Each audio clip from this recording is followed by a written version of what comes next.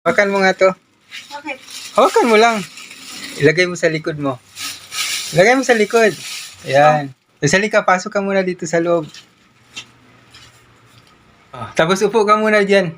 Saan? Dyan. Dito? Upo ka muna dyan sa upuan. Boss, patingin nga ng palad mo.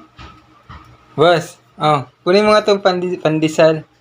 Tapos balik mo din sa akin. Oh. Ay, boss. Mm. Kung matalino ka, anong Tagalog ng soy sauce? Toyo. Galing. Bakit? Anong Tagalog ng under the bridge? Sa ilalim ng tulay. Galing ah. Yung nanay na walang asawa. Single mom. Ay, galing ah. Next question. Saan nagtrabaho si Magdalena? Sa club. Ay, galing ah.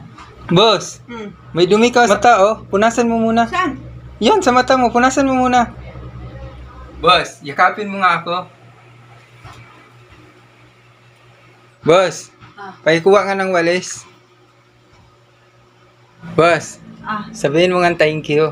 Thank you. Ngayong araw nga guys ay may namalimos dito sa bahay at may dala pa siyang kalakal. Kaya ang ginawa ko guys ay pinapapasok ko muna siya at pinaupo dito sa tanong ko siya kung kumain na ba siya. Ang sabi niya ay hindi pa at gutom na daw siya. Sobrang awa ko guys ay inabutan ko siya ng pandesal dahil ang lagi niya daw kinakain. Toyo. Sobrang kawawa talaga si ate dahil nakatira lang sila sa ilalim ng tulay. lalong naantig ang puso ko guys nung nalaman kong isa pala siyang Single mom. tinanong ko nga rin guys kung saan siya dati nagtatrabaho. Ang sabi niya, Sa club. sa puntong ito guys ay hindi niya daw mapigilan ang kanyang mga luha dahil sa sobrang kabaitan ko at pogi pa. Hindi niya tuloy mapigilang mapayakap sa akin sa sobrang bait. Ilang kabayaran ay magwalis-walis daw muna siya para makabawi naman siya sa akin. Ang sabi niya nga dito ay uwi na siya kaya inabutan ko siya ng pera.